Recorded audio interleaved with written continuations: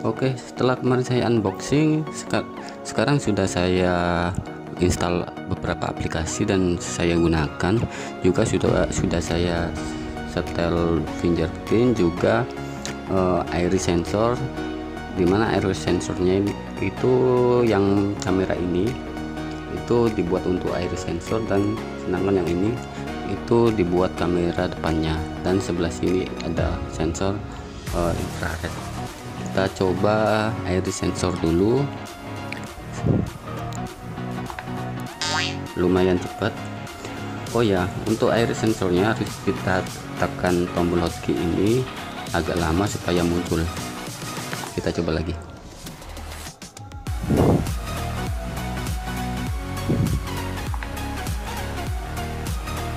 Kelemahan dari iris sensor ini menurut saya itu antara jaraknya. Jadi jaraknya itu sekitar 25 sentian sampai 30 cm baru dia bisa detect. Kalau terlalu dekat dengan mata dia nggak bisa membaca. Kita coba fingerprint ya.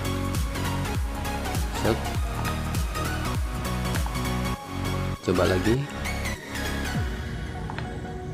Fingerprintnya juga terasa agak cepat, cuma irisnya yang harus sesuai jaraknya. Oke, kita langsung ketemu sama UI-nya. Ini UI-nya ini asli bawaan Android semua, dan aplikasinya juga dari Google semua ya.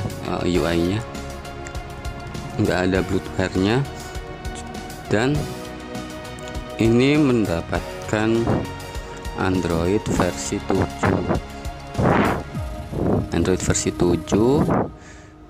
dan untuk pembaruannya masih belum ada pembaruan.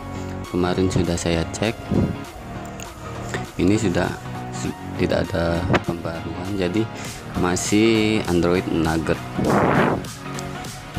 Untuk yang lainnya kita langsung coba ke speaker. Oke, kita tes speakernya.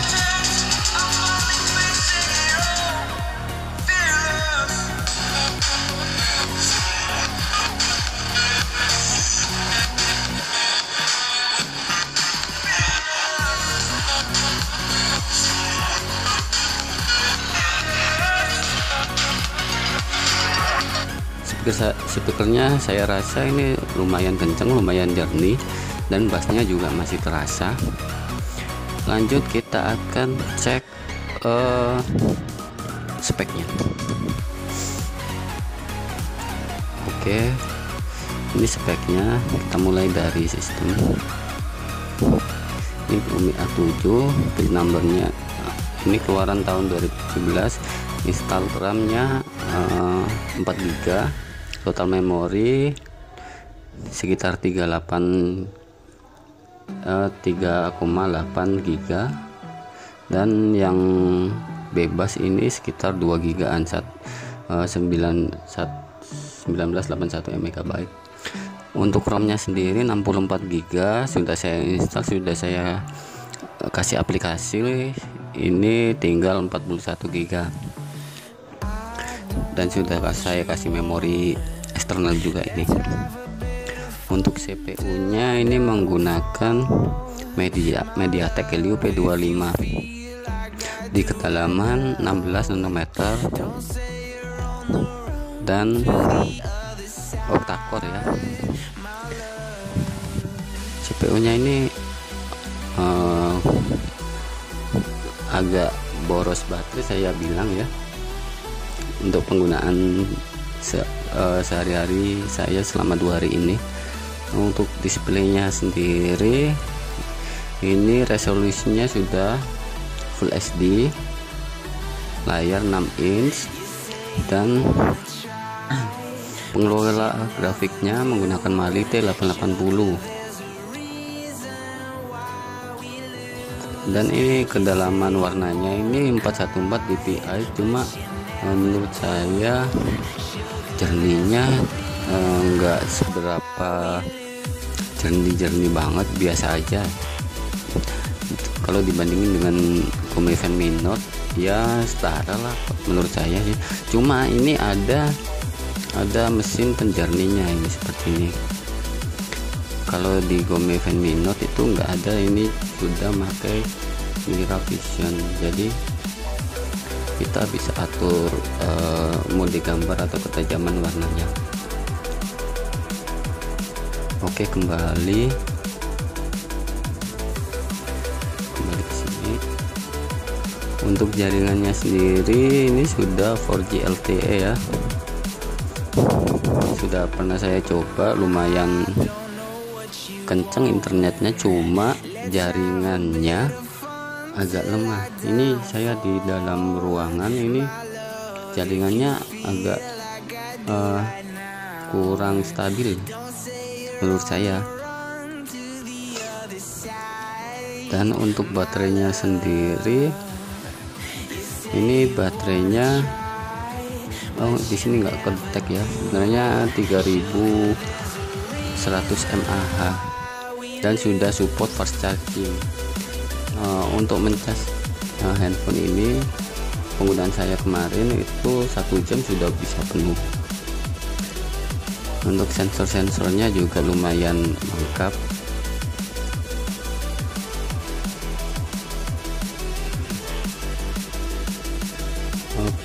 Kemarin sudah saya tes AnTuTu dan benchmarknya saya tidak menduganya, di luar ekspektasi saya, mendapatkan skor ini 64.500. Jauh melebihi, bukan maksud saya, Xiaomi Fan Mi Note jauh melebihi ini. Jadi Xiaomi Fan Mi Note kemarin saya tes itu sekitar 95 ribuan. Kalau ini 60, anggap aja 65.000 ya, jadi selisih 30.000. Lumayan jauh, bener lumayan jauh. Dan ini juga ada speknya, sama kayak yang tadi lah. Ini baterainya 3100 mAh,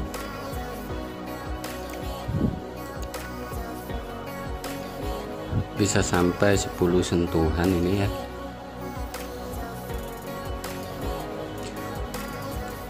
Untuk kameranya sendiri saya tes, nanti terlampir ya. Menurut saya kamera belakangnya ini beresolusi 13 megapiksel.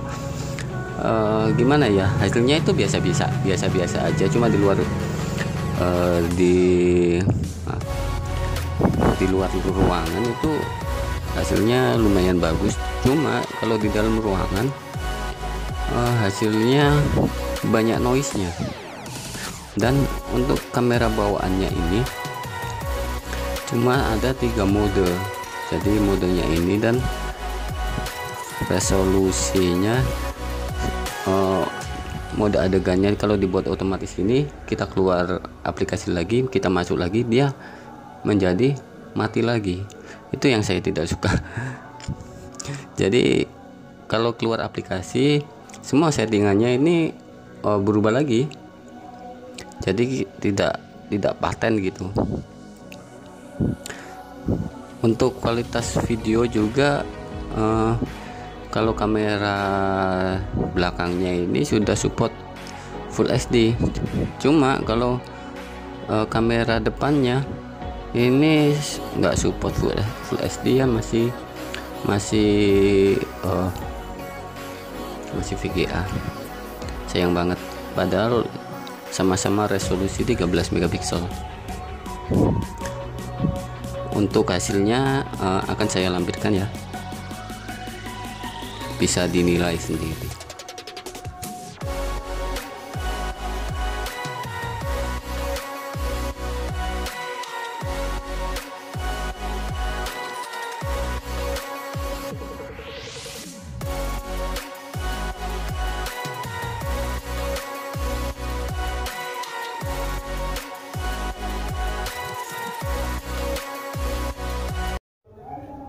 Ini hasil perekaman dari Xiaomi U7 dengan stabilizer yang nyala.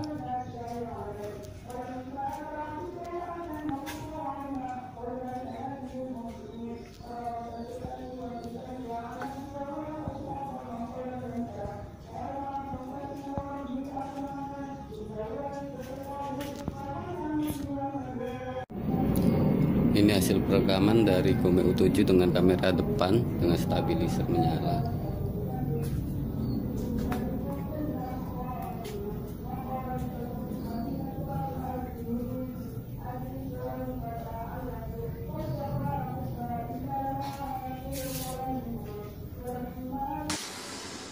Kali ini saya akan mencoba game MOBA Arena of Valor, dimana settingan grafiknya saya sudah setting. Ini sudah support frame rate, kualitas partikel juga sudah saya setting rata kanan, dan resolusi juga saya coba aja.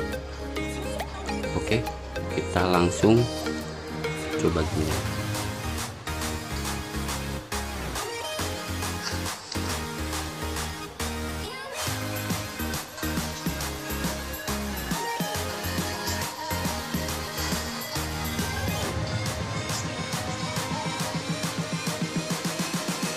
Untuk main game AoV ini masih worth it, masih bisa berjalan dengan lancar, dengan grafik yang full juga masih lancar. Cuma ya terkadang si handphone ini mulai terasa panas jika digunakan main sama dicas atau sudah lama mainnya.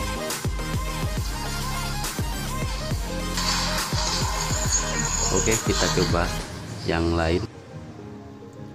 Kali ini saya akan tes game PUBG, tapi sayang sekali ini untuk game PUBG cuma grafiknya nggak bisa SD ya, cuma balance, dan frame rate nya cuma bisa medium, nggak support frame rate. Tapi untuk rekomendasi untuk kelancaran bermain game, grafik kita sebut aja.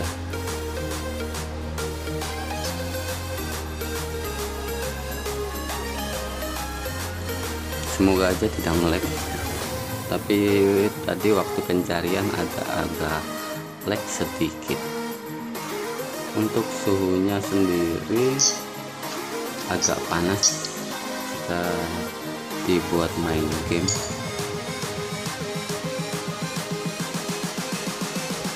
Yuk kita turun.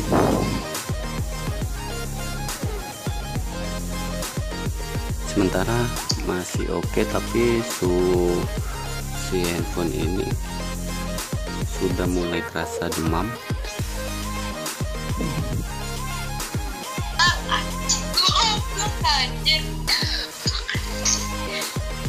Ya, ini aja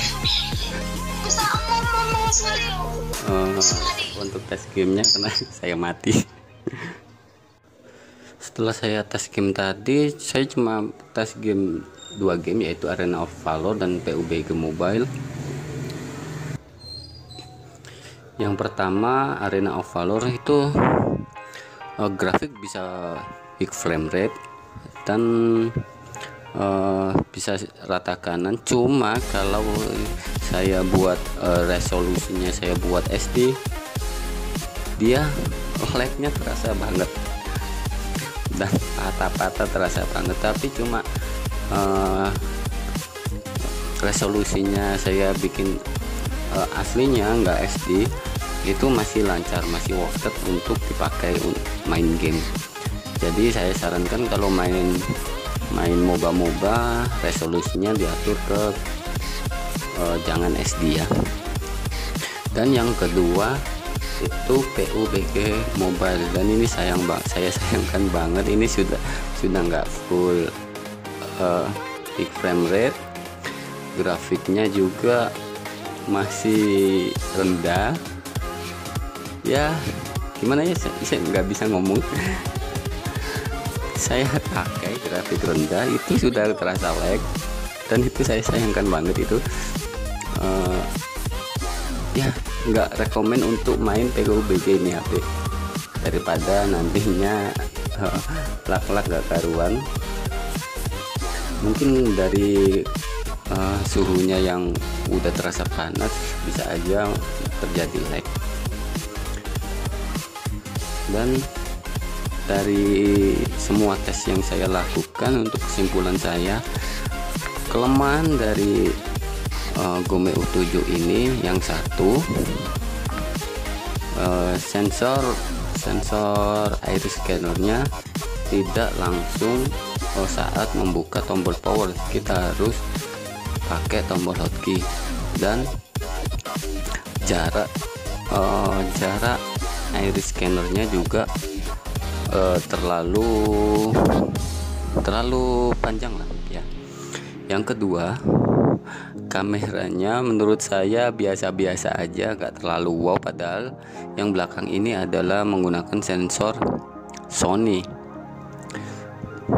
Dan aplikasi bawaan kameranya juga nggak greget-greget banget ya, lah kadarnya lah, sesuai harga ya. Yang ketiga, handphone ini nggak rekomen banget buat main game, karena tahu sendiri setelah pemakaian saya main game, saya banyak lag ya, banyak ya gitulah, nggak tahu bisa dinilai sendiri. Yang keempat itu masalah multitasking, agak mulai ngadat jika kita membuka aplikasi secara bebarengan dan itu menggunakan banyak data. Itu akan terasa agak lama membukanya. Dan sisi baik dari handphone ini, yang satu, ini desainnya cakep ya, layarnya lebar, dan yang paling saya suka itu RAM-nya itu selalu sisa banyak. Jadi setelah saya install aplikasi banyak juga, RAM-nya masih longgar, itu sekitar 2 GB-an. Dan ROM-nya juga lumayan tebal ya ROM-nya. Untuk jaringannya ya biasa-biasa aja lah, putus nyambung untuk jaringan selulernya. Kalau dibilang handphone ini dengan spek ini harga 1,3 juta, lumayan. Perbandingan saya dengan Gome Venmi Note sekelasnya ini yang harganya sama, yaitu 1,3. Antara Gome Venmi Note sama U7, saya pilih Gome Venmi Note. Kenapa? Karena speknya oke, hampir sama, cuma untuk multitasking game dan lainnya itu masih oke. Cuma ya kameranya juga ya kualitasnya samalah sama ini, gak jauh beda. Dan material Gome Venmi Note itu dari plastik, yang ini metal dan kaca. Ya bedanya itu aja. Kalau kalian pengen material yang bagus, yang kelihatan mewah, Gome U7 jawabannya. Kalau kalian pengen performa, Gome Venmi Note jawabannya. Itu aja. Jadi antara dua Gome itu ada sisi positif dan sisi negatifnya. Oke, itu aja review dari saya untuk pemakaian saya ini Gome U7. Kita akan ketemu di review handphone selanjutnya. Terima kasih.